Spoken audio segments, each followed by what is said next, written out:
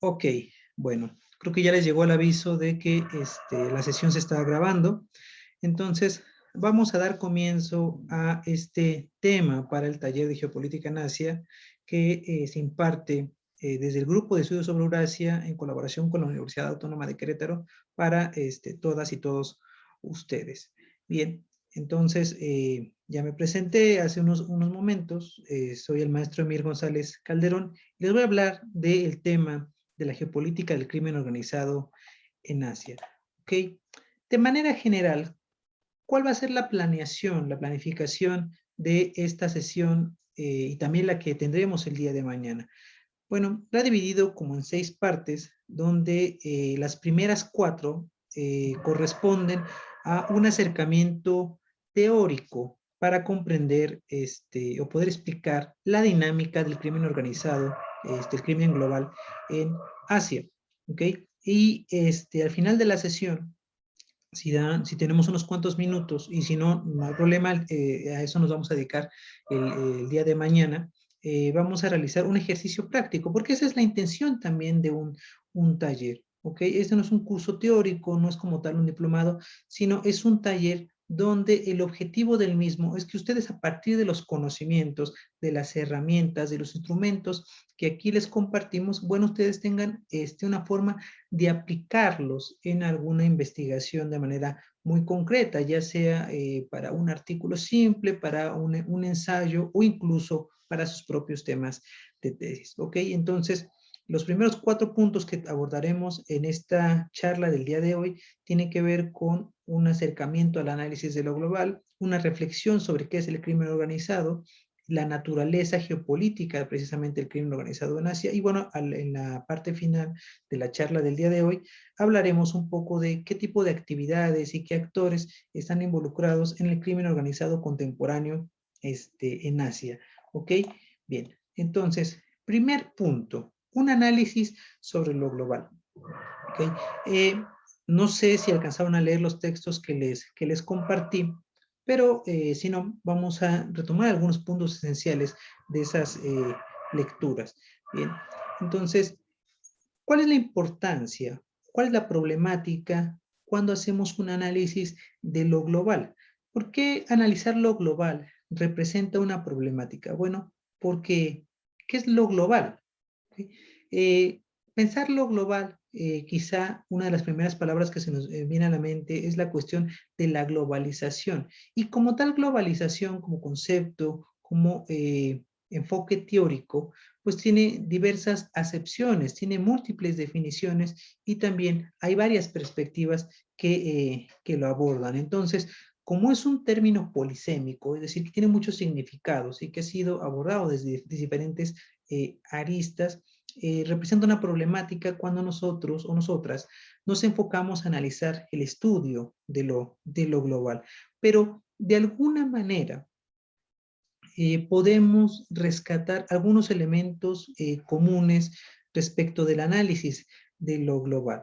¿Ok? Sobre todo esto lo digo porque el análisis de lo global constituye un tema fundamental de varias disciplinas, entre ellas las relaciones internacionales.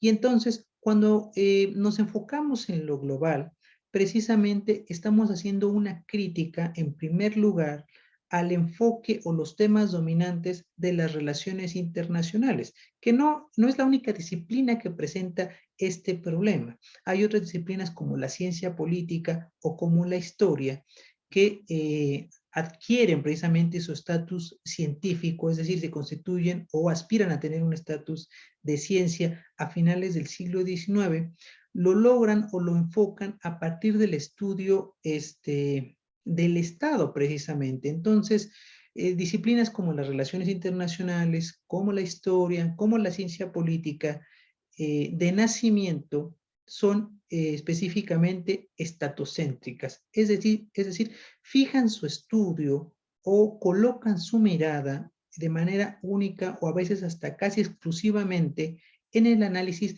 del Estado, el Estado como única unidad de análisis. Pero entonces, esta perspectiva estatocéntrica que se mantuvo durante gran parte del siglo XX es lo que domina estas disciplinas que les acabo de mencionar. Sin embargo, el análisis de lo global es precisamente una crítica a esta perspectiva, ¿ok? El estudio de la realidad social, el análisis de las relaciones sociales no se puede reducir o no puede ser exclusivamente a partir de enfocarnos en el análisis del Estado, porque hay otros actores, precisamente, que hay otros actores, aparte del Estado, que nos sirven para explicar la diversidad de lo global. Ese es uno de los primeros puntos que hay que tener en cuenta cuando hacemos un análisis sobre lo global. Estamos haciendo una crítica a la perspectiva estatocéntrica y estamos poniendo de relieve, estamos enfatizando que hay otros actores, aparte del Estado, que también infieren o tienen mucha importancia en la explicación de las ciencias sociales o las humanidades, ¿ok? Entonces, eso nos lleva al segundo punto. ¿Cuál es el segundo punto? Bueno, precisamente que hay una diversidad de actores globales, ¿ok? ¿Qué actores globales podríamos encontrar en la actualidad que no se reduzcan únicamente al Estado? Bueno, durante la segunda mitad del siglo XX, uno de los actores que más fue estudiado o que más peso se le dio en la explicación de la configuración de los sistemas internacionales, en la explicación de la sociología global o de los grandes temas económicos o de los grandes temas institucionales, pues fueron las empresas transnacionales. Las grandes empresas son consideradas como grandes actores globales. Otros han sido precisamente los movimientos sociales, por ejemplo. ¿Ok? Pero en esta diversidad de actores globales que podemos encontrar, no solo hay que enfocarnos en las grandes figuras, porque por ejemplo, cuando hacemos énfasis en las empresas globales, nos enfocamos en las grandes firmas, por poner algunos ejemplos, ¿no? Cuando se hace análisis de relaciones económicas transnacionales, se enfocan en corporativos ya consolidados como empresas automotrices. Ustedes reconocerán quizá algunas marcas de las empresas más grandes, como quizá empresas de comida rápida, y entonces se vienen a la mente precisamente algunas marcas de esas empresas que proveen ese tipo de servicios. En la actualidad quizá lo podríamos notar con la cuestión de las empresas tecnológicas, ¿no? ¿Cuáles son las grandes empresas tecnológicas que precisamente nos hablan de los actores globales no estatales que tienen injerencia en el sistema internacional? Ustedes conocerán bastantes empresas tecnológicas en el ramo de redes sociales, en el ramo de servicios de streaming, en el ramo de servicios de computación, etcétera. Pero los actores globales no solamente se reducen a la cuestión de las grandes figuras o de los grandes nombres, de los grandes personajes o de los grandes individuos. Hay otros factores, por ejemplo, los movimientos migratorios, que pues en los movimientos migratorios son grandes flujos sociales que se mueven entre las fronteras, pero no tienen quizá un rostro identificable, quizá no tienen algún líder, pero responden precisamente a una relación transnacional digna de ser explicada. ¿Ok? Entonces, el segundo punto, la cuestión de la diversidad de los actores globales no estatales no se reduce solo a a las grandes figuras que encabezan estos procesos transnacionales. ¿Ok? ¿Qué es lo que va a permitir hacer un buen análisis de lo global o en qué se debería enfocar un análisis de lo global? Bueno, lo global tiene que ver con las interconexiones y flujos que existen al interior de la sociedad mundial. Lo que interesa dentro de lo global es precisamente esos entrelazamientos que se dan en distintos niveles, en distintas escalas y que precisamente van más allá de las fronteras del Estado y que precisamente necesitan de una visión macro histórica o macro espacial para poder ser explicados o explicadas. ¿Okay? Entonces, cuando hacemos un análisis de lo global, es el tercer punto y para mí es lo esencial precisamente de esta perspectiva o el enfoque de esta metodología de lo global, es poner el acento sobre las distintas interconexiones, sobre los diferentes flujos y los varios entrelazamientos que puedan suscitarse en la realidad internacional, ¿ok? Es decir, que las fronteras estatales constituyen de alguna manera una limitante, ¿ok?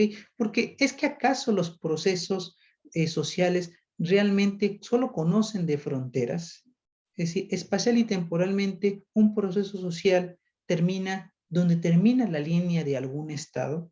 ¿Okay? Bueno, en la realidad internacional actual es muy difícil que algún proceso solo tenga lugar dentro de las líneas de un territorio estatal. Entonces, de ahí que sea muy importante poner atención a estos intercambios, a estas relaciones que precisamente van moldeando y van produciendo el mundo contemporáneo, pero que también produjeron el mundo pasado. Entonces, si lo importante es poner el acento en esas interconexiones y flujos, ¿cómo las podemos conceptualizar? Es precisamente el fin de recurrir a un concepto que a mí me gusta bastante, que es el de globalidad. ¿Okay? Globalidad es un concepto muy importante para poder realizar, o una herramienta muy útil más bien, para poder realizar un análisis de lo global. Pero, ¿qué es la globalidad? ¿Okay? Aquí recurro quizá a algunos autores que ustedes ya conocen, a Robert Keohane y Joseph Nye, que precisamente se les vincula con perspectivas liberales en relaciones internacionales, de manera más específica en el enfoque del transnacionalismo. Y bueno, ellos dicen que la globalidad es lo siguiente. Voy a permitirme leer la definición porque es muy importante tenerla en cuenta. Estos autores norteamericanos dicen que la globalidad es un estado o una condición del mundo en donde existen redes de interdependencia que alcanzan distancias multicontinentales vinculadas a través de los flujos y las influencias de los capitales y de las mercancías, de la información y de las ideas, de las personas y del trabajo, así como de sustancias que revisten importancia ambiental y biológica.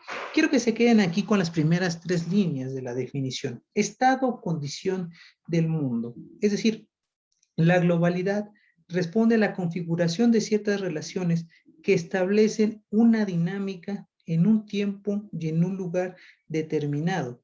Pero ese estado precisamente tiene la característica de alcanzar distancias multicontinentales. No es un proceso meramente regional. Lo global ahí sí tendría una característica muy importante con la cuestión de eliminar las barreras espaciales. Entonces, globalidad, estado o condición del mundo donde hay unas redes de interdependencia. No es solamente una sola relación, una sola relación. Las redes de interdependencia se constituyen de tal manera que precisamente definen ese estado o situación. ¿Ok? Entonces, la globalidad va a ser una red de conexiones y relaciones múltiples. Acuérdense que el análisis de lo global le importa estas conexiones, estas interacciones, esos intercambios que se dan no solamente a través de las fronteras del Estado, sino precisamente en distancias muy amplias dentro del planeta, es decir, del globo como una entidad física. Entonces, esta red de conexiones, acuérdense, no solamente es transnacional o internacional, sino que tiene un carácter global. Realmente abarca distancias multicontinentales. Es la cuestión de la globalidad. Por lo tanto, como un estado o situación, la globalidad puede sufrir cambios, porque precisamente ese estado o situación no se generó por azar, ni es algo natural, responde precisamente a un proceso histórico. Ahora, muy importante, la globalidad como resultado de un proceso histórico es resultado de la acción social, de la acción humana. Y entonces, dependiendo los tipos de flujos o intercambios, puede tener alguna característica en particular. Para dejarlo más claro, la globalidad puede ser un estado o situación de cosas en diferentes ámbitos de la realidad. Por ejemplo, ¿desde cuándo hay globalidad en el mundo? Aquí hago una pequeña pausa. Bien, les pregunto a ustedes, ¿Cuándo ustedes creen que inició la globalización? ¿Okay? A ver, por aquí, como somos pocos, podemos vertir nuestra opinión. Michelle, por favor. Sí, bueno, no sé, no sé si sería como muy correcto como poner algún momento en particular, pero sí creo que la globalidad como tal, o sea, ha sido un proceso histórico de o sea, como de muchos momentos pues en la historia. O sea, quizás se podría hablar un poco de globalidad pensando en las dinámicas y en los traslados, no sé, pensaría como en las grandes caravanas durante la antigua ruta de la seda en territorios desde Europa hasta Asia. Pensaría justo también en los movimientos como marítimos y demás de las grandes potencias como España y Portugal en el siglo XIV-XV, del imperialismo inglés a través de los mares. Y ya si nos vamos más como a términos muchísimo más, digamos, capitalistas neoliberales, entonces sí, a partir de los 90s, 2000s, más o menos que empieza el proceso de globalización neoliberal en particular, que justamente se basa más en la parte pues de esta nueva fase como del capitalismo a través de los mercados transnacionales y las grandes empresas. Ok, Michelle. Bueno, ahorita vamos a hacer un comentario respecto a todo lo que dices, pero muy bien por tu intervención. Emilio, ¿tú desde cuándo crees que existe la globalización? Es que pareciera que, pareciera que desde siempre, ¿no? Desde siempre que el ser humano se ha movido, especialmente por mar, que ha sido el método más usado. No sé si globalización, ya, podríamos hablar tal vez de regionalismos. La globalización en la que yo pienso hoy en día, que es esta globalización marcada por el Internet, por la interconexión, la interdependencia, pues desde los 70s, 80s para acá, justamente con este nuevo modelo de Thatcher, de Reagan, donde se buscaba la apertura de mercados para que todos puedan participar en todos lados. Ok, Emilio, muy bien. Ahorita igual vamos a hacer unos comentarios. Y finalmente, Yasmín. Yasmín, ¿tú qué tienes para compartirnos? ¿Qué consideras? ¿Desde cuándo hay globalización? Yo creo que empieza a haber esta globalización precisamente como lo decía mi compañero, desde que existen estas interconexiones, ¿no? Desde que empiezan los buques navegantes, desde que empiezan a transportar productos y bienes desde un mar a otro. Yo creo que desde ese momento empieza la globalización, ¿no? Y algo que le da el plus y que es lo que podemos ver en la actualidad, pues es la interconexión con las redes sociales, con las telecomunicaciones, con el Internet, todo esto, pues es lo que le agrega y le da este significado de globalización y es lo que conocemos actualmente como globalización. Ok, muy bien. Muchas gracias, Yasmín. Bien, voy a redondear lo que ustedes acaban de decir a partir de la siguiente clasificación. Miren, en cuanto a perspectivas de la globalización, podemos decir, hay muchos teóricos, hay muchos estudios, hay diferentes obras que han hecho análisis y escritos precisamente sobre los procesos de globalización. ¿Ok? Y de alguna manera, los diferentes autores, las diversas obras, pueden clasificarse de manera muy general en tres líneas amplias. Una primera narrativa tendría que ver con aquellos que dicen que la globalización precisamente es un fenómeno que podemos rastrear prácticamente desde que el ser humano habita la Tierra, precisamente porque el ser humano se ha movido, ya ha tenido grandes flujos multicontinentales desde su aparición, ¿ok? Pensemos, por ejemplo, que de acuerdo con las teorías del poblamiento de América, esa migración que va de África y cruza todo lo que actualmente conocemos como Eurasia, a través del estrecho de Bering, de Asia hacia América, pues es un proceso de globalización, precisamente porque configura una red de conexiones y diversas relaciones en sentido migratorio. ¿Ok? Entonces, una primera narrativa tendría que ver con aquellos que dicen que la globalización pues, en términos de red y conexiones y distancias multicontinentales está a la par desde que existe el ser humano en el planeta Tierra. Esa es la primera narrativa. La segunda narrativa tendría que ver con aquellos que defienden que la globalización corresponde al momento en que el ser humano tiene una imagen del mundo, es decir, desde el momento en que realmente se da el pensamiento de que la Tierra es redonda, vaya, ¿okay? De que existen todos los continentes, la época de la imagen del mundo, diría Heidegger. Y esta época tendría que ver con qué momento histórico. Bueno, precisamente con la invasión y posterior conquista del continente americano, la producción del continente americano, porque es precisamente hasta el siglo XVI donde existe la conciencia del mundo como tal, ¿ok? Porque acuérdense que antes no existía la conciencia de que existía una parte del planeta Tierra, y bueno, precisamente a partir de todo eso, con todo lo que ustedes mencionaron, el desarrollo del comercio, las expediciones de navegantes, todas las relaciones económicas y políticas que se suscitaron a partir precisamente de la producción del continente americano, configuraron un proceso de globalización. Y entonces la segunda narrativa tendría que ver con aquellos que estudian la globalización a partir de todas estas interacciones que se dieron sobre todo entre Europa, Asia y el continente americano a partir del siglo, de finales del siglo XV y principios del siglo XVI. Esa sería una segunda narrativa.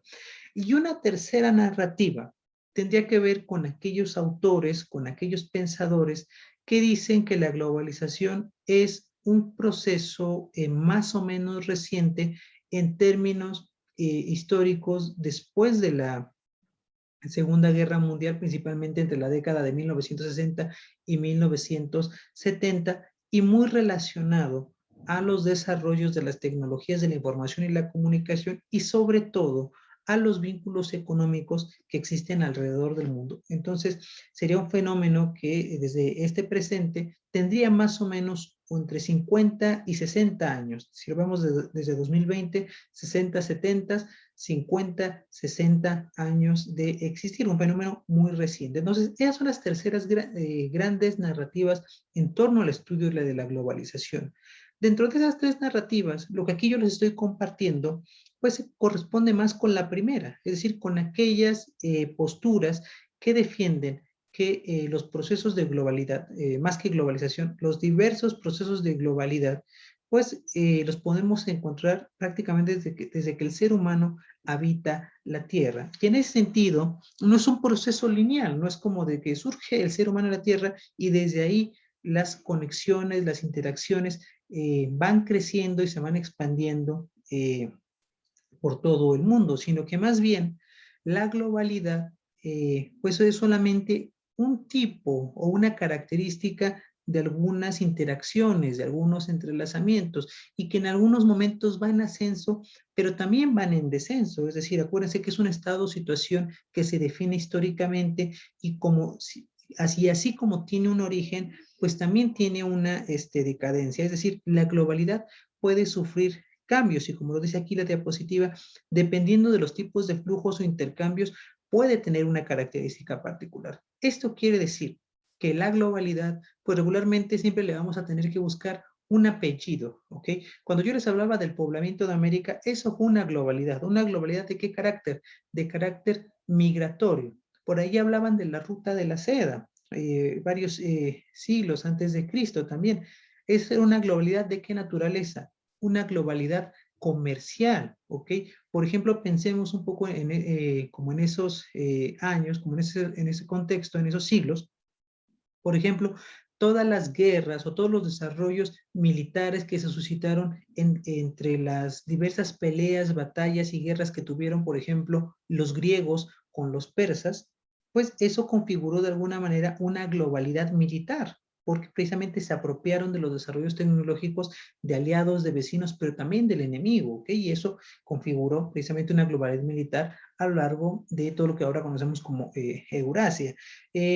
Por ejemplo, en la Edad Media, las enfermedades, ¿no? Las enfermedades como azotaron a diversos pueblos en diversos continentes. Eso fue un ejemplo de globalidad biológica. Bueno, la misma pandemia que estamos viviendo en la actualidad es un ejemplo de globalidad biológica, como tiene algunos brotes en algunos puntos específicos del planeta, pero se fueron generalizando a lo largo de todo el globo. Es una globalidad biológica. Bueno, tenemos también globalidad política, tenemos globalidad institucional, fundamentalmente tenemos globalidad económica, eso lo conocemos muy bien, globalidad tecnológica, globalidad cultural, es decir, estado de situación donde hay un gran flujo de interacciones.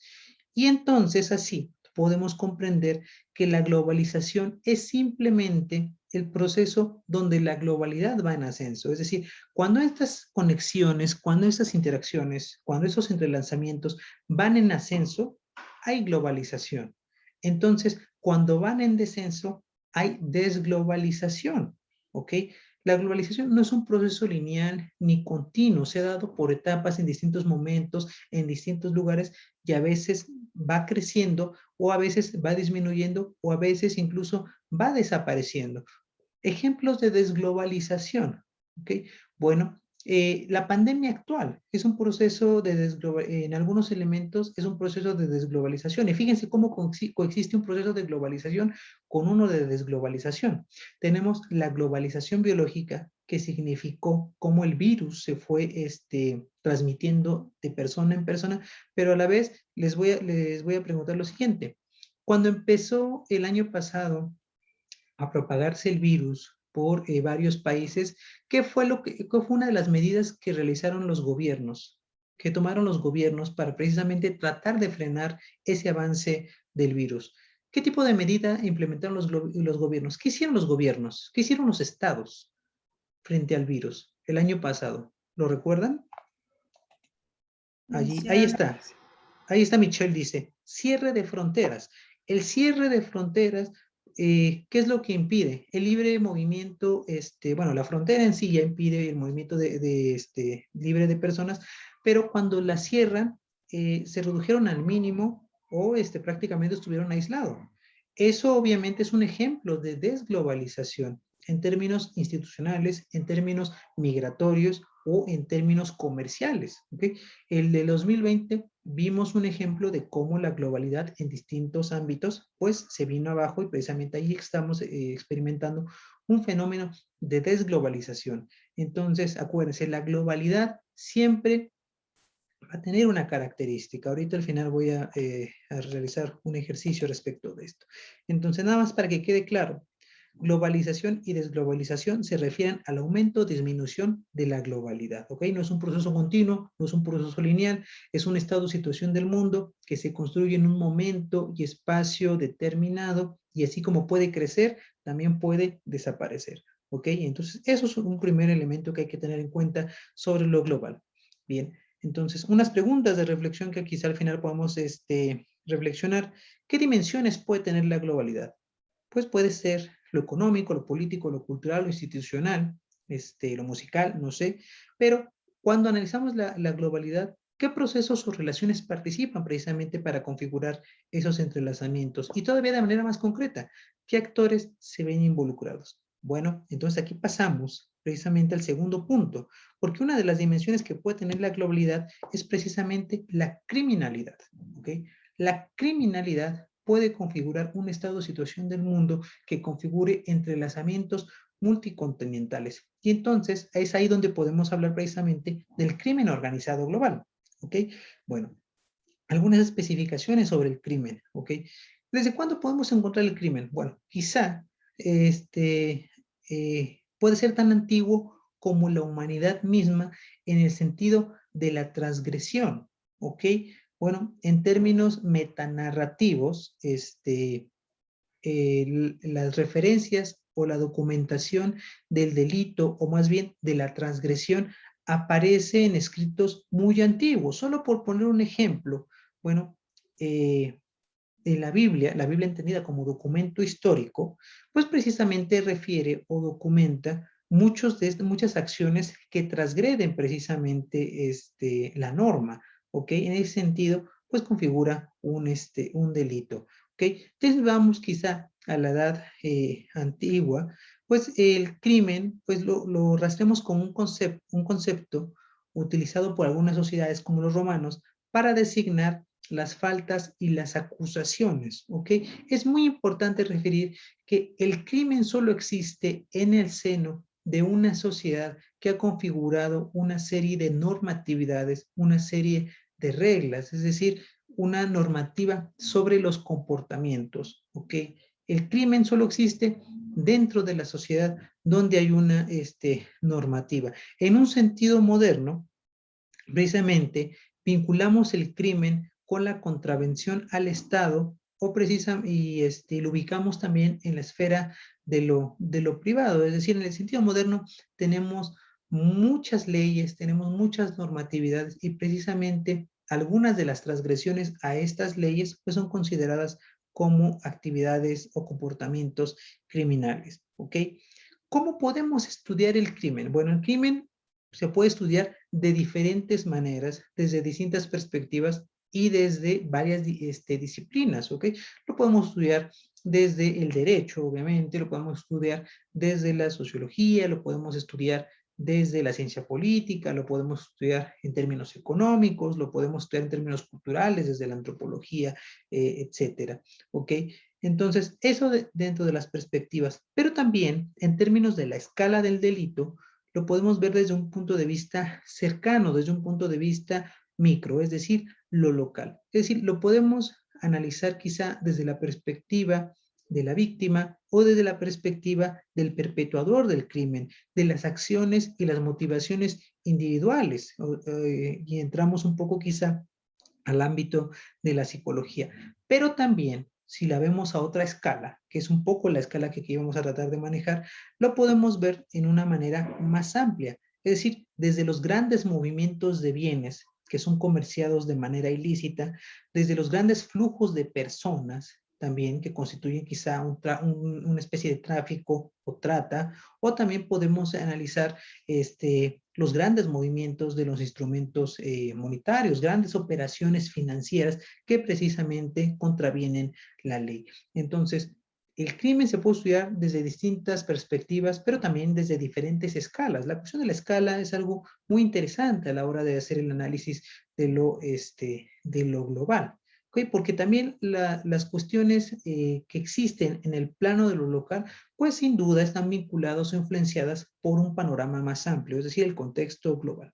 Pero aquí tratamos de enfatizar la perspectiva global en nivel de escala, es decir, los grandes movimientos de bienes, los grandes circuitos y precisamente como dijimos en la diapositiva pasada, los grandes entrelazamientos que configuran esa característica de la globalidad criminal.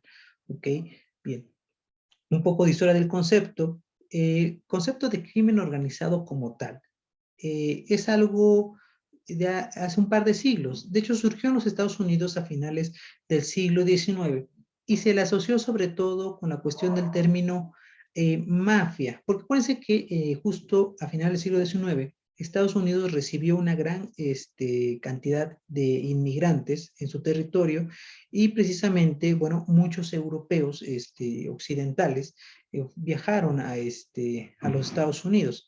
Algunos de ellos, algunos de esos grupos, pues fueron inmigrantes italianos o irlandeses. Y precisamente eh, cuando surge el concepto de criminalidad en Estados Unidos, surge también de alguna manera, el concepto de crimen organizado, pero crimen organizado vinculado al término mafia, tiene una carga peyorativa, porque se consideraba que precisamente el crimen organizado, la mafia, no era un asunto propio de los estadounidenses que ya radicaban ahí, sino precisamente como muchos de los procesos de inmigración en Estados Unidos trataban de menospreciar al migrante recién llegado. Entonces, crimen organizado, o más bien la criminalidad, era un asunto, era visto como un asunto externo y que precisamente se reducía a los beneficios económicos. En otras palabras, la cuestión de la mafia y la cuestión del crimen organizado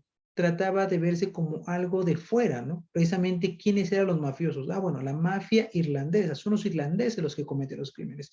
La mafia italiana, ah, no, son los italianos los que cometen los crímenes y lo hacen de una manera muy estructurada, que por eso no se puede desarticular. Pero es un poco una lógica un tanto discriminatoria en los orígenes del propio concepto, ¿ok? Una definición más amplia la vamos a encontrar en la década de 1970 con Thomas Schelling, que propone la tesis del crimen organizado como abastecedor de bienes y servicios ilegales para colocarlo como una red. Es decir, tiene un enfoque económico, pero precisamente esta definición ha servido para muchos analistas, para muchos investigadores e investigadoras en la actualidad para explicar la dinámica del crimen. Es decir, el crimen organizado, de acuerdo con Thomas Schelling, es una entidad que se apropia de un territorio por medio de amenazas y alianzas. Es decir, tiene un componente social, pero también tiene un componente político, porque la cuestión de las amenazas y las alianzas tiene que ver con los diálogos que puedes establecer con otros actores sociales, pero también con la capacidad de poder para precisamente establecer alianzas o amenazarlos. Entonces, tiene una característica política en términos de relaciones de poder el asunto del crimen organizado, ¿ok? Porque también dice el propio Thomas Schelling que puede hacer alianzas con la autoridad legalmente constituida, ¿ok? ¿Por qué es importante esto? Porque a veces tendemos a separar el crimen de la esfera estatal, ¿ok? Y a veces las acciones criminales o los actores criminales pueden estar dentro de la misma autoridad legalmente constituida, es decir, pueden formar parte del propio Estado, ¿ok? Y subsiste a través de la venta de protección y la extorsión, ¿ok? Bueno, aquí Thomas Schelling hace bastante hincapié precisamente en la cuestión de la venta de protección, es decir, en la venta de un actuar político social. Pero a esto lo podemos complementar con la parte de provisión de bienes y servicios de manera ilegal. ¿Ok? Bien. Entonces, tenemos algunas definiciones institucionales. La mayoría de ellas la vamos a notar que hacen énfasis en el aspecto económico. ¿Ok? Algo que se me olvidó decir, si alguien tiene alguna duda o quiere hacer algún comentario en cualquier momento, lo puede hacer, ¿ok? No, con toda confianza lo pueden hacer. Bien, entonces, algunas definiciones de crimen organizado o crimen organizado transnacional son las siguientes.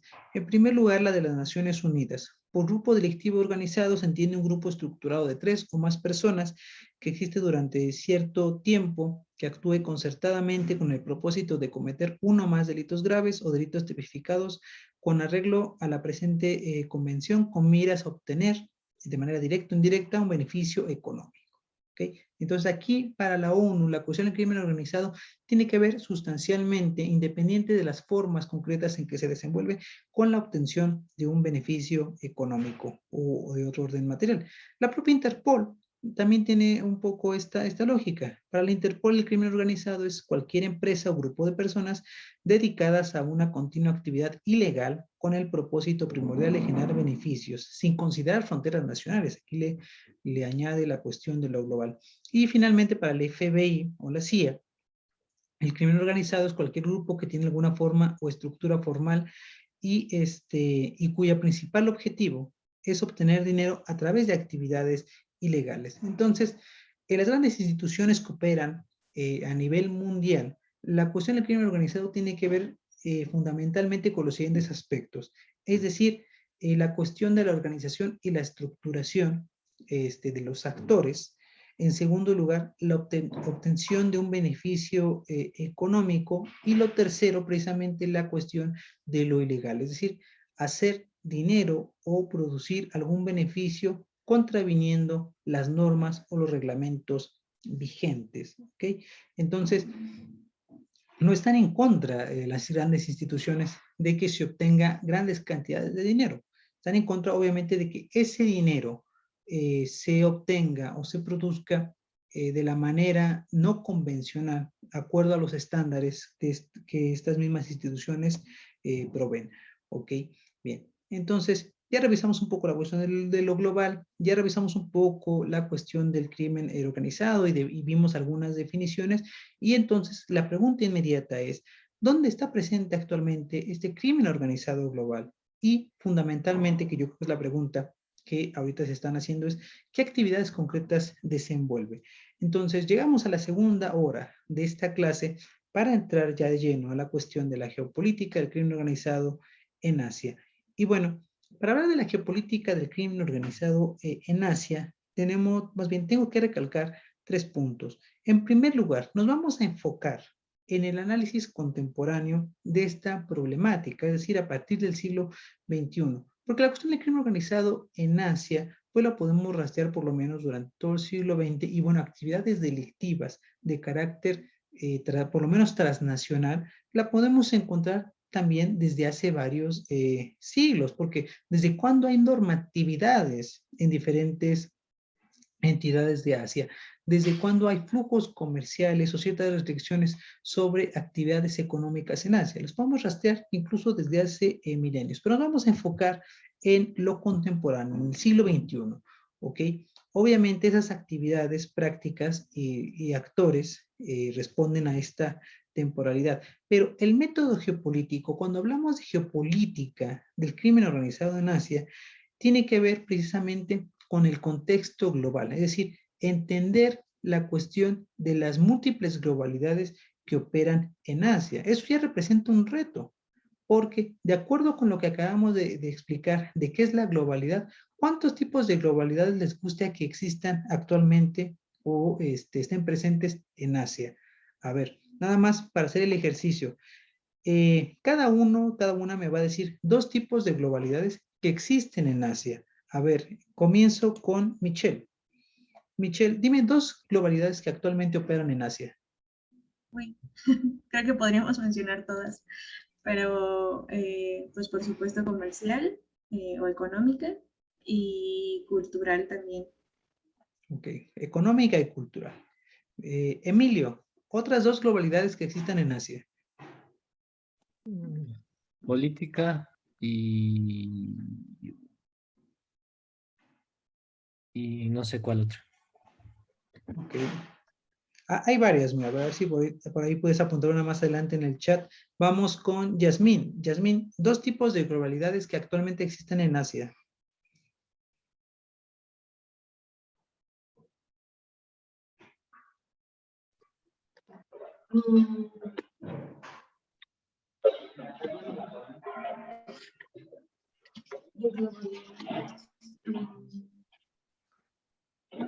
No sé. Solo una. Ok, bueno, hay bastantes, ¿eh? No, la verdad es que hay bastantes. Por ahí ya dijo Michelle que la económica, que la política, pero pues hay globalidad institucional. Por ejemplo, ¿cuál es uno de los proyectos ahorita que más atención están atrayendo en Asia? La famosa iniciativa Belt and Road, ¿no? Precisamente este tren o esta conexión que precisamente va todavía a entrelazar más los países de Asia y sus diferentes sociedades. Entonces, ese, por ejemplo, es un ejemplo de globalidad económica, de globalidad financiera, de globalidad infraestructural, de globalidad en comunicaciones, globalidad tecnológica, etcétera. Entonces, ahorita en Asia hay muchísimos tipos de globalidad. Bueno, dentro de esa explosión de globalidades que existen actualmente, está también la cuestión de la globalidad criminal. Entonces, vamos a entender un poco la geopolítica como la producción espacial, precisamente derivado de todos esos actores e intereses. Bien, entonces, la geopolítica la vamos a pensar como que es la política la que define el geo y no viceversa. ¿A qué me refiero con esto? Bueno, tradicionalmente, o más bien la geopolítica clásica, trataba de determinar los procesos políticos y sociales a partir de las condiciones geográficas de un entorno, de un territorio. Es decir, porque en cierto territorio hay determinada o hay cierto entorno geográfico, es lo que explica esas relaciones sociales y lo que explica ese entorno político, ¿ok? Entonces ahí es precisamente cómo el geo, es decir, la cuestión física, la característica natural de un territorio, definía las relaciones y los procesos sociales. ¿Ok? Bueno, aquí para esta sesión tenemos que invertir precisamente esa idea.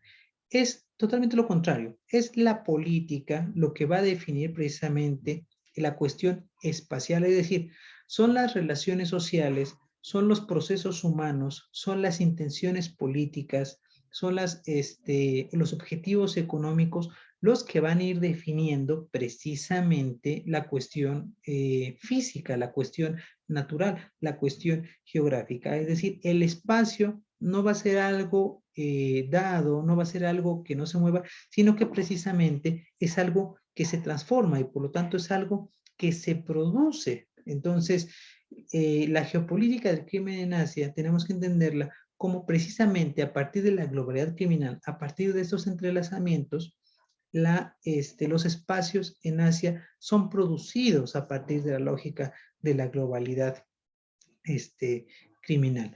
Un pequeño ejemplo de esto. Piensen en el lugar donde viven. El lugar donde viven, piensen por ejemplo en sus casas, ¿okay? En sus barrios, ¿ok? ¿Sus propios barrios siempre han sido así?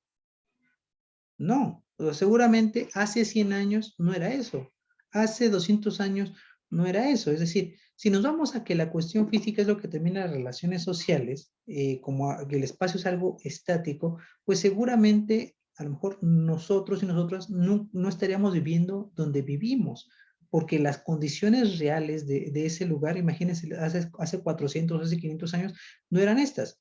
Ese espacio, es decir, nuestras casas, nuestras colonias, ¿qué fueron? Fueron producidas especialmente. ¿Cómo fueron producidas especialmente? A partir de una intención política, es decir, el Estado estuvo involucrado en una planeación territorial o no, si es que no la hubo, para que ese asentamiento se desarrollara, a una cuestión económica, a lo mejor si vivimos en unos departamentos, esa producción espacial del edificio donde vivo también respondió al interés económico de la persona que tuvo esa visión, ¿ok? Si en mi colonia hay un parque o no hay un parque, hay banquetas o no hay banquetas, etcétera, también responde a las propias condiciones sociales, ¿ok? Si hay una tienda o no hay una tienda, si tengo un supermercado o no tengo un supermercado, tiene que ver con las cuestiones de las prácticas sociales, ¿ok? Entonces, es la política la que produce el geo, son las relaciones humanas, son los procesos sociales los que van definiendo cómo se configura físicamente un espacio, lo va produciendo, ¿ok? Entonces, por eso digo aquí en la diapositiva, son las relaciones sociales, las intenciones políticas, los intereses económicos, son los que producen el espacio, ¿ok? Son los que determinan precisamente esa dinámica. No son las condiciones físicas las que van a determinar precisamente o van a inferir directamente o tener mayor injerencia en el desenvolvimiento social, ¿ok?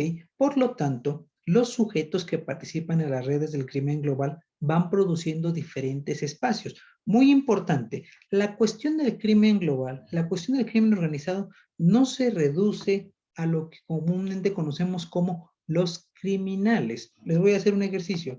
A ver, rápidamente. Cuando yo digo criminales, ¿qué se les viene a la mente? Michelle, si yo digo crimen organizado, ¿qué se te viene a la mente? Lo primero que se te venga a la mente. Pues primero una organización, o sea, ya con eso entiendo que es más de un sujeto, y que están organizados de alguna manera para cometer hechos ilícitos.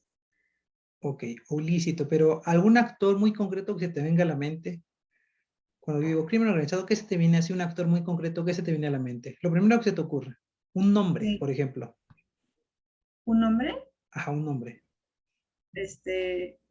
no sé, el cártel Jalisco Nueva Generación. Ok, perfecto, eso. Por ahí vamos. Emilio, cuando yo digo crimen organizado, ¿qué se te viene a la mente? Algo muy clásico, un Al Capone, ¿no? O algo así, un mafioso de traje, de Ok, cuello blanco, ¿no? Como de... ok, Al Capone, personaje histórico. Y Yasmín, cuando yo digo crimen organizado, ¿qué se te viene a la mente? Narcotráfico, trata de personas. Ok, narcotráfico. Entonces, narcotráfico, el cártel, Al Capone, se nos viene a la mente una narrativa asociada precisamente a lo que concebimos socialmente como los criminales, ¿ok? Es decir, el criminal es precisamente alguien que está fuera de la sociedad y constituye precisamente alguien por fuera de la ley. Y son actores muy identificables. Cuando decimos narcotráfico, Galpone, el Chapo, nos referimos precisamente a personas que quizá no son referentes para la sociedad.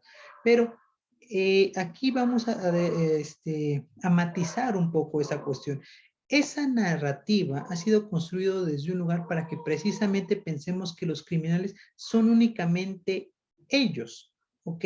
Sin embargo, como el crimen global es una red, como el crimen global es un conjunto de interacciones, un proceso por el cual hay diversas cuestiones, no son los únicos actores, ¿ok?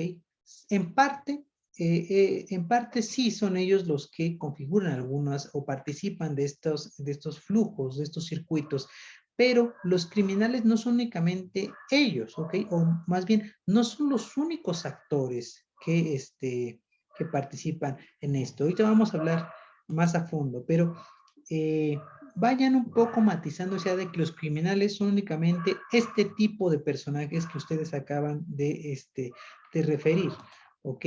Bueno, volvemos a la cuestión de pensar geopolíticamente el crimen en Asia, ¿ok? Bien, entonces, como decimos que los espacios son productos de las relaciones sociales, de las intenciones políticas, entonces Asia no va a ser considerado como un escenario, ¿ok? No es como de que, Asia está fija, es decir, está delimitada solamente en términos físicos. Si ponemos un mapita, ahí la concebimos muy bien, y entonces todos los que operan ahí, todos los que participan o todas las personas que viven ahí son actores, como si el Asia fuera el escenario y nada más las personas que viven ahí son los actores. No, precisamente Asia tiene que ser concebida como un lugar que es resultado de la producción espacial de diversos actores. Es decir, la cuestión física de Asia, lo que podemos ver en algunos mapas, es así porque responde a una intención política para desenvolver ciertas actividades. ¿Ok? Piensen que los mapas no son cuestiones meramente objetivas. ¿Ok? Los mapas tienen que ver precisamente con la intención política de un Estado, ¿ok? Para resaltar el nacionalismo, para forjar una identidad, para forjar una cultura, entre otras cosas. Pero precisamente es una producción, es un producto, ¿ok? Es la representación de algo que se está produciendo espacialmente. Entonces, es dinámico, ¿ok? Porque también piensen que los mapas y los límites de las fronteras, que precisamente es lo que tratan de representar los mapas, se mueven conforme las prácticas sociales y los intereses políticos. Por ejemplo, piensen en el mapa de México. ¿Ok? Si ustedes ven un mapa de México de la colonia, bueno, de la Nueva España en ese entonces, pues no es el mismo que tenemos actual. Incluso en el México independiente, ese mapa no es el mismo que tenemos en la actualidad, porque su territorio era mucho más extenso, ¿ok? Entonces, ahí vemos claramente cómo los espacios son producidos a partir de las intenciones de los actores, ¿ok? Entonces, como no es un escenario, no es estático. Y como no es estático, las personas que están ahí no son actores, son sujetos que producen constantemente diversos procesos, ¿ok? Producen dinámicas comerciales, producen acuerdos políticos, producen procesos de integración, producen precisamente aparatos tecnológicos, etcétera. Bien, entonces Asia, precisamente con todas sus globalidades, son producidas por los seres humanos, ¿ok? Si Asia es lo que es precisamente por la cuestión de la participación de todos estos actores, ¿ok? Entonces, estos flujos, redes, interacciones y vínculos que podamos encontrar en el crimen global son partes de las dinámicas de Asia, ¿ok? Si hay crimen, si podemos hablar de crimen organizado global en Asia, es porque precisamente configura no algo secreto, no algo paralelo, sino que es parte de la dinámica de la propia Asia, ¿ok? Y la producción asiática del crimen se manifiesta de manera concreta como una red de procesos y relaciones, ¿ok? Es decir, el crimen global no es producido simplemente por esos actores al margen de la sociedad, por criminales o gente de este tipo, ¿ok? Si el crimen global es algo inherente o muy específico de Asia o de cualquier parte del mundo, es porque muchos actores en su conjunto participan en él, no nada más los criminales como ustedes los entienden, ¿ok? Entonces, esto tiene que ver con la cuestión de que pensemos el crimen dentro del informacionalismo. ¿Qué es esta cuestión del informacionalismo? ¿Ok? Bueno, es un enfoque para entender el mundo a partir, sí, de la producción espacial, pero también de manera concreta a partir de que los fenómenos sociales y las relaciones sociales en la actualidad se desenvuelven a partir de redes. Y aquí voy a hacer un poquito todavía más teórico para definir o explorar esta cuestión del informacionalismo, que es una categoría que utiliza el sociólogo español Manuel Castells. ¿Qué es lo que dice Manuel Castells? Manuel Castells dice que actualmente vivimos en la sociedad red. ¿Qué es esta cuestión de la sociedad red? Es decir, vivimos en una sociedad donde la estructura, es decir, la estructura social, está compuesta por redes potenciadas por tecnologías de la información y la comunicación basadas en la microelectrónica. Acuérdense que estamos hablando de el crimen global en Asia, pero a partir del siglo XXI. ¿Ok? Pero el siglo XXI está caracterizado precisamente a nivel mundial, es decir, no nada más Asia, sino en diversas partes del mundo, por el contexto del informacionalismo. Entonces, nuestra sociedad está estructurada por redes, ¿ok? Pero ¿qué es una estructura social? ¿Ok? La estructura social pues simplemente son los acuerdos organizativos humanos en relación con la producción, el consumo, la reproducción, la experiencia y el poder. Es decir, todo lo que podamos vincular con producción, todo lo que podamos vincular con consumo, todo lo que podamos vincular con reproducción, con experiencia y poder, se desenvuelve a través de redes. Piensen un poco, el crimen global tiene esta característica, ¿se dan cuenta? Se produce un bien o un servicio para ser comerciado de manera ilícita, se consume de manera ilícita, se reproduce de manera ilícita y precisamente ese circuito configura una experiencia y una relación de poder desde el ámbito de lo ilícito, es decir, tiene una estructura social fundada en redes, ¿ok? ¿Qué son las redes? Las redes son conjuntos de nodos interconectados. Una característica de una red es que no tiene un centro, ¿ok? Quizá ahorita esto parece un poco confuso, pero ahorita que ya hablemos concretamente de las redes del crimen, va a quedar un poco más claro. Un nodo es un punto de intersección que absorbe información y la procesa. Su importancia depende de su contribución al objetivo de la red. Entonces, quiero que piensen que el crimen global sí precisamente tiene que ver con una cuestión de procesos, de intercambio, de interconexiones, pero el crimen global es una red, ¿ok? Y al ser una red, tiene muchísimos nodos, ¿ok? Y entonces, ¿por qué es tan importante entender el crimen organizado como red dentro del concepto, dentro del contexto, perdón, del informacionalismo actual? Bueno, porque las redes en la actualidad es la forma de organización más eficiente dentro del nuevo entorno tecnológico. ¿Okay? Acuérdense las definiciones de crimen organizado, todas hablaban de un tipo de organización, ¿ok? Pero el crimen organizado está articulado en redes. No es como la antigua empresa que se movía en un tono vertical, es decir, donde había un jefe, ciertos empleados, y precisamente todos estaban ubicados en algún territorio de manera muy específica. No, actualmente el crimen global son redes multicontinentales, por eso podemos hablar de una criminalidad global que precisamente se han hecho más eficientes en el nuevo entorno tecnológico, ¿ok? El nuevo entorno tecnológico permite que las redes del crimen, y no nada más las redes del crimen, sino cualquier actividad humana que precisamente se estructure a partir de una red, es muy importante, tiene mucho impacto porque es flexible, se adapta y tiene gran capacidad de supervivencia. Y si una red tiene esas características de que es flexible, de que es adaptable y tiene una gran capacidad de supervivencia, es potenciada por el contexto del informacionalismo. ¿Y qué es el informacionalismo? Bueno, es un paradigma tecnológico basado en el aumento de la capacidad de procesamiento de la información y comunicación humanas posible por la revolución de la microelectrónica, el software y la genética.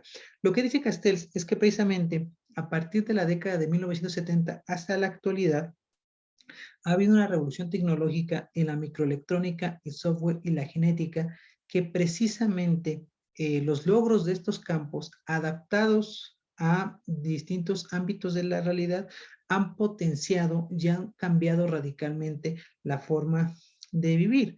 Por ejemplo, tecnología ha habido siempre, ¿ok? Que el ser humano haya podido hacer fuego a partir del choque de unas piedras es una tecnología, ¿ok? La rueda es una tecnología, ¿ok? Pero la revolución tecnológica de la que habla Castells es precisamente en el campo de la microelectrónica, el software y la genética. Piensen que actualmente las grandes empresas o las que tienen mayor capitalización a nivel mundial son las que han incurrido en este tipo de rubros tecnológicos económicos porque son los que dirigen los grandes procesos a nivel mundial, ¿ok? La microelectrónica, pues todos los chips, ¿no? Nuestros propios aparatos. La revolución microelectrónica es lo que permite que nosotros tengamos dispositivos que nos permiten desenvolver esta clase en este contexto de pandemia, ¿se dan cuenta? ¿Okay? La revolución en el software, ¿ok? Bueno, no nada más necesitamos contar con los dispositivos físicos, necesitamos programas que precisamente nos permitan interactuar la comunicación. Entonces, un ejemplo de esto es precisamente que la educación actual está organizada como una red, ¿ok?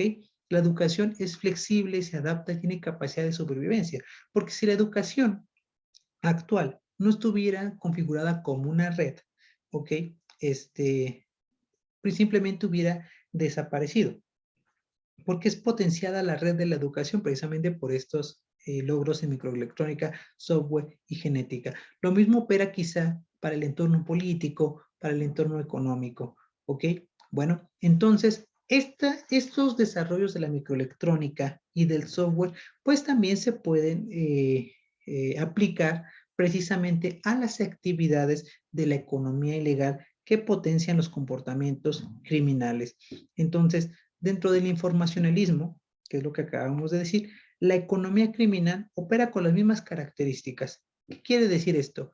Que los mismos beneficios que nosotros tenemos, que las mismas capacidades que nosotros aplicamos o nos beneficiamos para desenvolver procesos de aprendizaje, para mejorar o proveer un bien o servicio, o que podemos aplicar a alguna industria o a un ramo económico, los criminales o precisamente las personas involucradas en los circuitos criminales también las pueden adaptar, ¿ok? Entonces, el crimen global como economía ilícita se estructura como una red, opera como una empresa red. Entonces, el crimen es flexible, es adaptable y tiene gran capacidad de supervivencia porque precisamente se desenvuelve en un contexto donde el procesamiento de la información y comunicación humana se ha revolucionado por la microelectrónica, por el software y también por la genética. ¿Okay?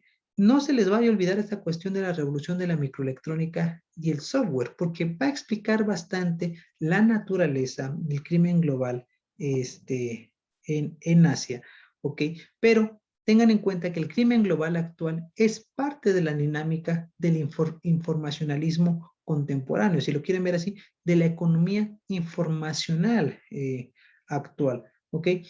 Asia es precisamente un epicentro del informacionalismo actual, porque ¿dónde hay grandes revoluciones o grandes desarrollos de microelectrónica, software y genética en la actualidad? En Asia, ¿ok? En un momento fue Silicon Valley, ¿no? Allí en California, donde se daban todas estas innovaciones, todos esos crecimientos en microelectrónica, software y genética. Pero actualmente ese epicentro se está trasladando a Asia, ¿ok? Microelectrónica, un ejemplo, los semiconductores. ¿Cuáles son los principales países que producen semiconductores y líderes de la microelectrónica? La mayoría están en Asia. Desarrolladores de software, la mayoría están en Asia. Y bueno, experimentos genéticos, la mayoría están en Asia. Piensen, por ejemplo, en las vacunas, ¿ok? Las vacunas que tienen que ver con el desarrollo farmacéutico y la innovación biológica, sí. Muchas fueron precisamente de países de lo que podemos llamar Occidente, ¿no? Estados Unidos, Francia, Alemania, Reino Unido. Pero no olviden que por lo menos 4 de las principales vacunas que se están produciendo y aplicando en el mundo vinieron de Asia, ¿ok? Principalmente de China y de Rusia. De hecho, incluso ustedes mismos, a ver, nada más, alcen la mano, ¿alguien de ustedes tiene alguna vacuna china o alguna vacuna rusa? ¿Les aplicaron una vacuna china o alguna vacuna rusa? Ok, bueno, una persona.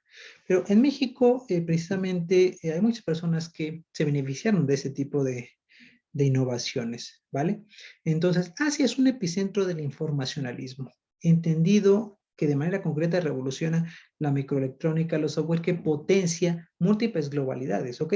Si hay una gran explosión de globalidades económicas, políticas, institucionales, culturales, musicales, turísticas, criminales, es precisamente por esta cuestión de la revolución de la microelectrónica, software y genética, ¿ok?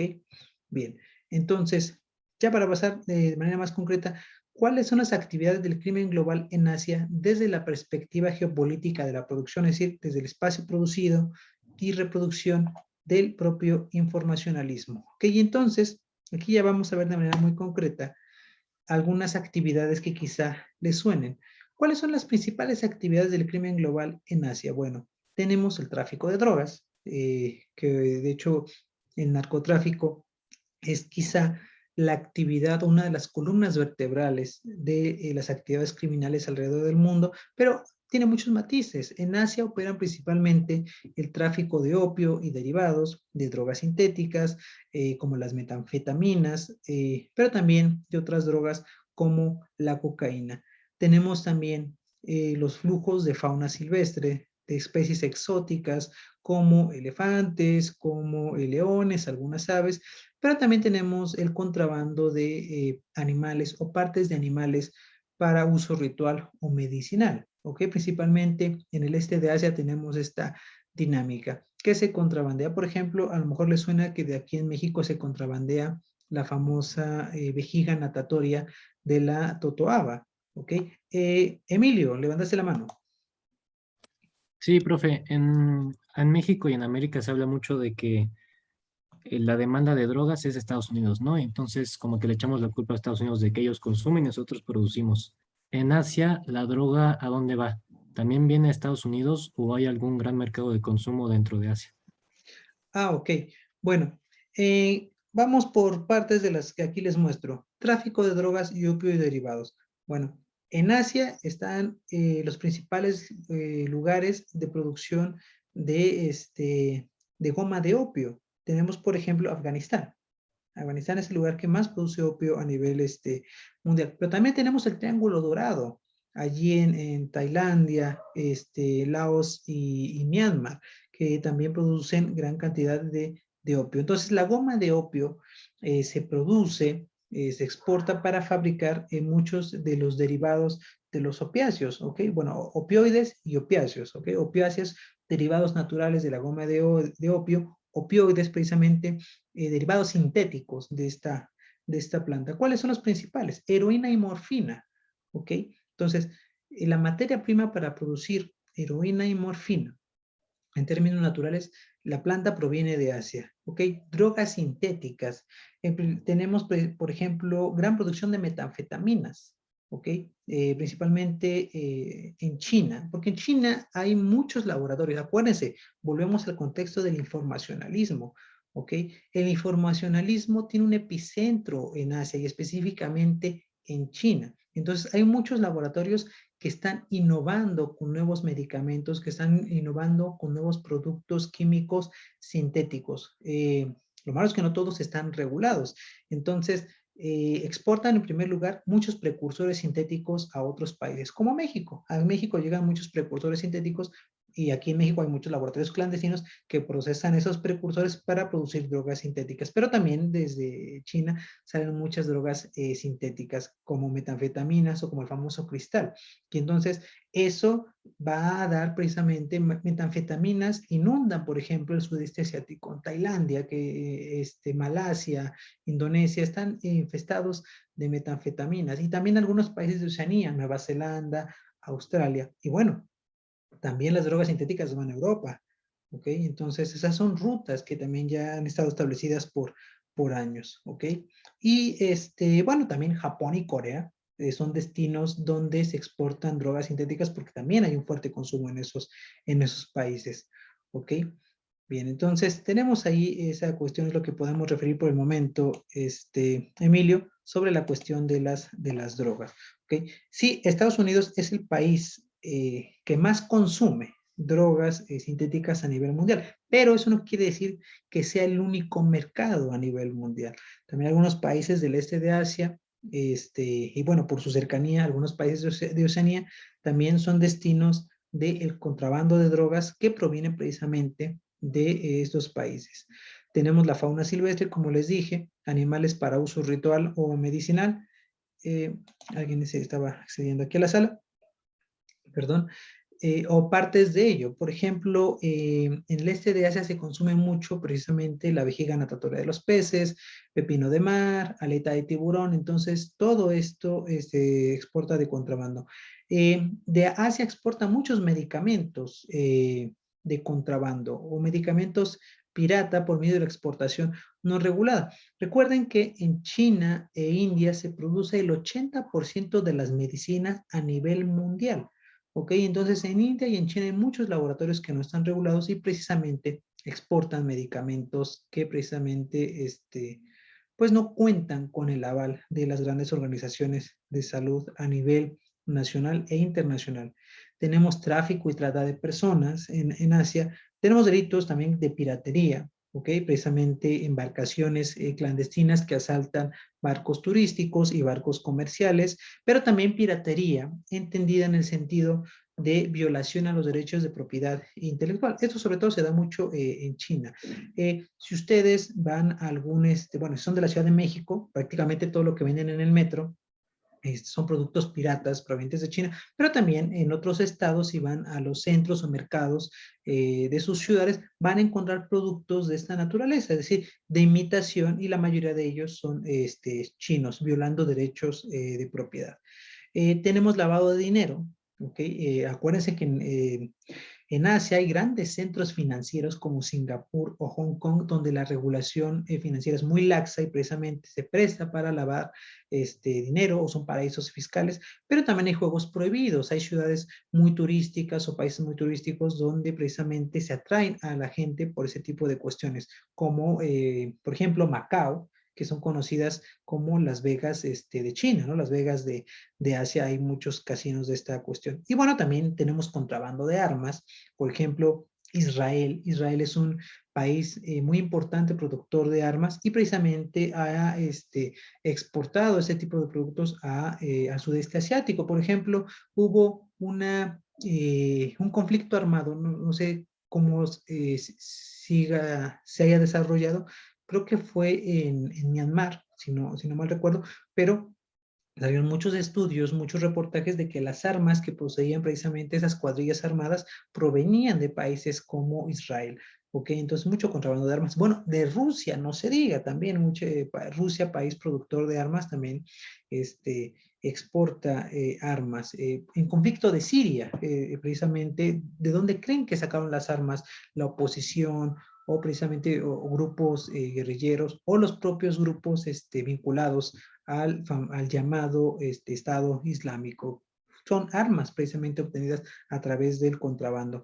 Y también tenemos contrabando de materiales radioactivos, sobre todo en aquellos países que están desarrollando programas nucleares que no cuentan con el aval de la ONU. Por ejemplo, Irán, de donde obtiene esos materiales radioactivos, o Corea del Norte. ¿Okay? Entonces, son algunas actividades que precisamente se desenvuelven en Asia como región. ¿Okay? Actores identificables por región. ¿Okay? Bueno, aquí vamos, así como aquí en México tenemos los cárteles de la droga, o en Colombia también los cárteles de la droga, hay algunos actores que son bastante identificables en la región. Algunas de ellas, las famosas sociedades secretas chinas, las triadas, ¿ok?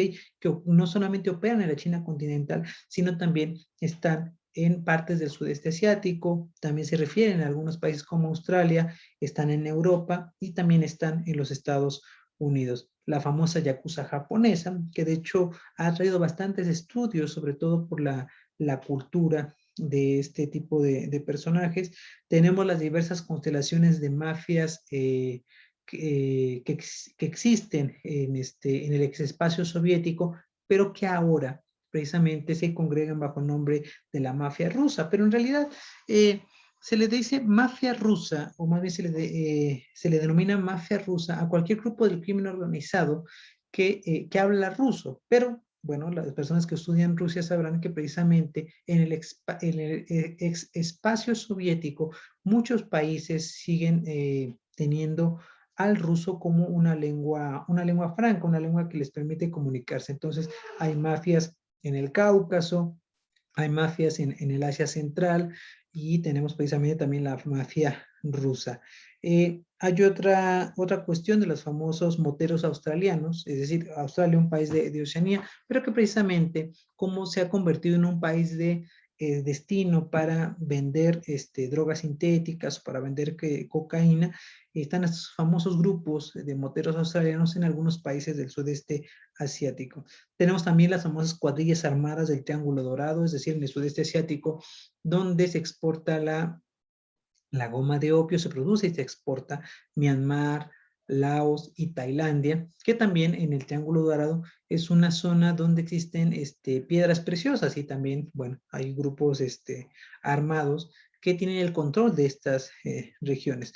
Pero algo muy importante que también, que era lo que les trataba de recalcar, era que no solamente identifiquen a los actores del crimen organizado con estos personajes que regularmente tratamos como al margen de la sociedad, ¿ok? Como delincuentes, como criminales, y se les designa mafias o grupos de crimen organizado en sentido peyorativo, porque también para que el crimen global como red opere y precisamente configure esa globalidad criminal, es porque existen muchos nodos, muchos personajes. ¿Cuáles son algunos nodos que configuran estos circuitos? Bueno, para que toda esta criminalidad opere, pues también se necesitan bancos para lavar el dinero. Están las empresas farmacéuticas, porque las sociedades secretas, las yakuza, ellos la comercian, ¿okay? Ellos la venden, la compran, pero ellos no la producen. ¿Okay? ¿Quiénes innovan precisamente en la cuestión de los nuevos medicamentos? Pues los laboratorios químicos, las empresas farmacéuticas, que sin contar con la regulación o a sabiendas de que no existe una regulación total, la venden sabiendo que son sustancias sumamente dañinas. Obviamente los flujos de contrabando son enormes, ¿ok? Entonces tiene que haber mucha corrupción. ¿Por dónde entran y salen los productos a un país? Por las aduanas. Entonces, hay corrupción en las agentes aduanales. Ellos también son actores de la criminalidad global.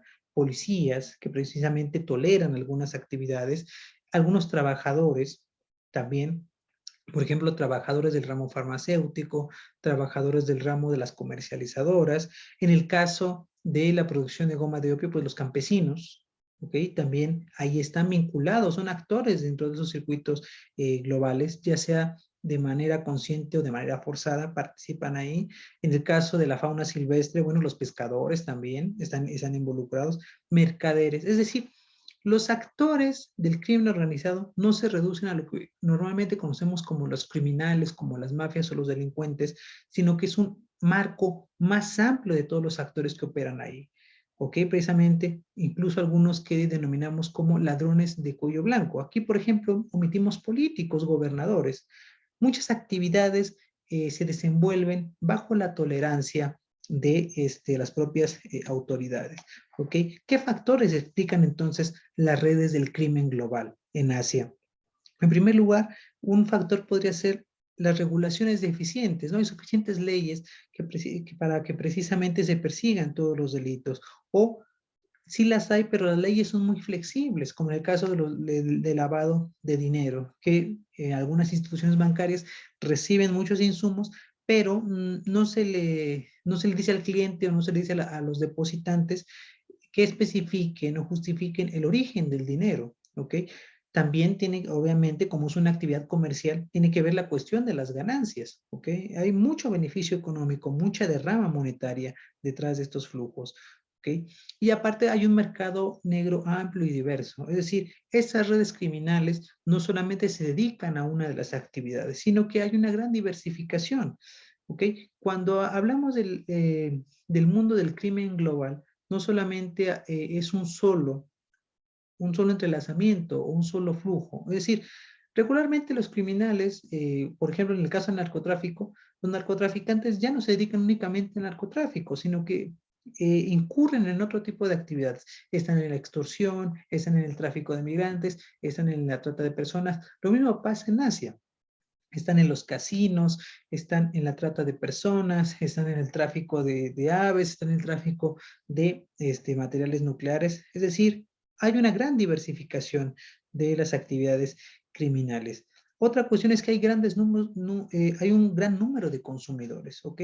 Puede haber muchos productos ilegales, restringidos o prohibidos a la venta, pero tiene que haber un mercado de consumo para que precisamente haya grandes ganancias. Entonces, Asia, hay un gran número de consumidores que en parte también se explica por qué en Asia hay más de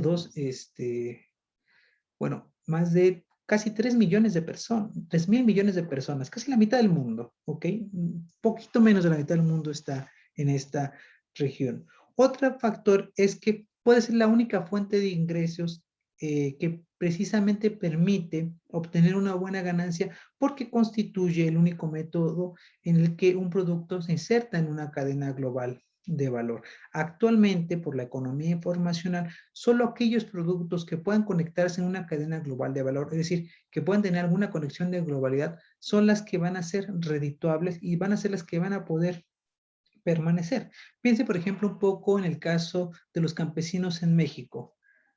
Los productos que cultivan, pues ellos no tienen la manera o no tienen los recursos o los contactos para que se inserte en una cadena global de valor, es decir, para que se mueva un país, se procese en otro y precisamente se venda en un tercer país.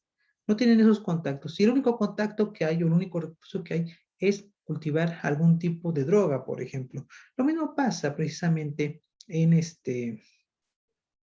Asia y específicamente en algunas regiones del sudeste asiático. Es la única fuente de ingresos, la única actividad que tiene la capacidad de recursos y contactos, es decir, de integrarse como nodo en esta red del mundo criminal para precisamente obtener alguna ganancia. Es decir, es el único mercado que puede conectarse a las redes globales. Se pueden dedicar a otra cosa, pero sería una cosa más aislada, más pequeña y que por lo tanto, como no va a ser redituable, en el corto, largo o mediano plazo, pues va a desaparecer, ¿ok? Pero hay que notar lo siguiente en Asia. Dijimos que uno de los factores que explica que precisamente existan estas redes criminales globales es que hay pocas regulaciones o pocas leyes. Sin embargo, en muchos de los países de Asia hay un contexto de leyes severas y prohibiciones abundantes, ¿ok? Hay penas muy severas. Por ejemplo, en China hay la corrupción o casos de narcotráfico, la pena es la muerte, así como también en varios países del sudeste asiático. Las leyes son severas y las prohibiciones son abundantes. Sin embargo, eso no desincentiva las redes criminales. En Asia también hay mucha corrupción, pero poco se habla de ello. ¿Okay? Los países asiáticos o los gobiernos de los países asiáticos son muy reservados respecto al tema de la corrupción. Otra cuestión es que hay muchos órdenes sociales ilegales, es decir, hay comunidades o territorios enteros, provincias enteras incluso en algunos estados, donde el crimen es tolerado y precisamente como es tolerado, configura un orden social ilegal. Eso está vinculado precisamente a la tolerancia estatal. ¿Y por qué un crimen puede ser tolerado desde el Estado? Bueno, porque precisamente las ganancias son tanto para los sectores legales como para los ilegales. Piensen, por ejemplo, en la cuestión de las drogas sintéticas. ¿Quiénes se benefician? Sí, los contrabandistas, pero también los aduanales, que son objeto de la corrupción, sujetos de corrupción, pero también los gobernantes de alguna provincia y sobre todo, pues, los laboratorios y las farmacéuticas. Y entonces, hay una red que se mueve entre lo legal y lo legal, donde se distribuyen los beneficios, los bancos se benefician, ¿ok? Hay una gran derrama económica en ello. Otra cuestión es que las regulaciones pues, no pueden avanzar tan rápido como los desarrollos en diversos ámbitos. Volvemos al caso de las drogas sintéticas. Cuando se descubre una nueva sustancia y se empieza a comercializar, bueno, la cuestión de las leyes no avanza tan rápido como ello, pues porque primero se tiene que discutir, tiene que pasar por un proceso burocrático, administrativo, normativo, político, que cuando ya se promueve, pues quizá incluso ya se inventaron o 10 o 100 o no sé cuántos nuevos productos sintéticos, nuevos productos químicos. ¿Okay? La innovación en el informacionalismo constantemente se está revolucionando. ¿Okay? En Asia también hay cambios en el poder adquisitivo y en los hábitos de consumo.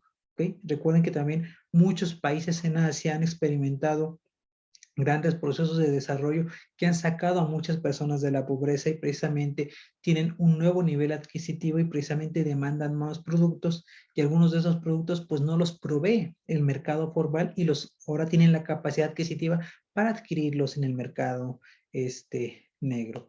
Son algunos de los elementos que explican precisamente por qué el crimen global se está afianzando sobre todo en esta región del mundo. Bueno, vamos hacia la parte final de esta exposición. Algunos de los flujos de crimen, específicamente en la cuestión de drogas. Vean, por ejemplo, los flujos de contrabando de migrantes. Por ejemplo, muchos migrantes del sudeste asiático que quieren llegar a China, pero también hay muchos flujos de migrantes que quieren salir de China para ir precisamente hacia los Estados Unidos. Tenemos, por ejemplo, grandes flujos de heroína del sudeste asiático hacia la China continental, al igual que de metanfetamina. Otros que, por ejemplo, de la India hacia el sudeste asiático, donde hay contrabando de fauna silvestre o de recursos naturales como madera o carbón, por ejemplo. China es uno de los grandes centros de exportación e importación ilegal. Por ejemplo, China tiene documentado muchos comercios fraudulentos e ilegales de carbón, precisamente para las empresas mineras, para toda la energía que requiere precisamente este país. No todo el carbón con el cual China produce energía ha sido extraído de manera legal, por ejemplo. Piensen que también un poco del boom, del crecimiento económico de este país tiene que ver con la gran demanda de productos que sufrió en la década pasada. Bueno, muchos productos no entraron del todo por la vía legal. Y bueno, también tenemos desde China los flujos de metanfetamina hacia países como Australia y Nueva Zelanda. ¿Ok? Otras imágenes, el número de personas que ha usado drogas entre 2018 y la proyección que se tiene para el 2030, se espera que para 2030 86 millones de personas en Asia sean consumidoras regulares de drogas. Entonces, ese mercado va a seguir creciendo. ¿Ok? Bueno, en general, la tendencia, a excepción de Europa, es que los consumidores de drogas van a aumentar para el 2030, es decir, en los próximos 10 años. Entonces, quiere decir que el mercado de drogas va a seguir siendo un mercado redituable, por lo menos. Bien. Y ahora lo vemos nosotros de manera regional, pero no olvidemos que las redes del crimen pues son realmente globales, es decir, tienen un gran mercado en Asia porque hay mucha población, pero se vinculan con otros mercados, ¿ok? Tráfico de migrantes, tráfico de mujeres.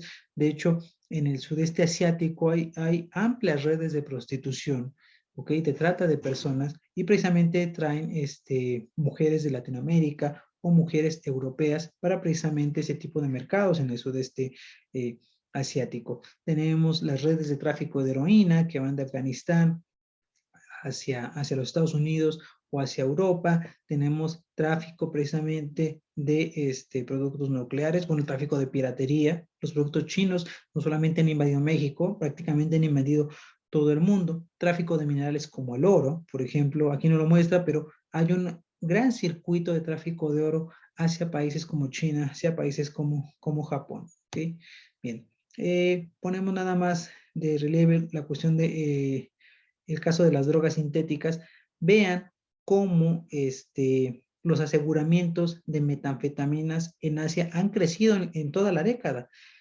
¿Cuántos kilogramos se incautaban en 2011? Poco arriba de 20,000, es decir, de 20 toneladas, pero para el 2020 se están embargando casi al año cerca de 160 toneladas. Es decir, el mercado de drogas está creciendo de manera muy amplia en Asia y tenemos rutas ya muy establecidas de las metanfetaminas, del famoso cristal, en todo este contexto.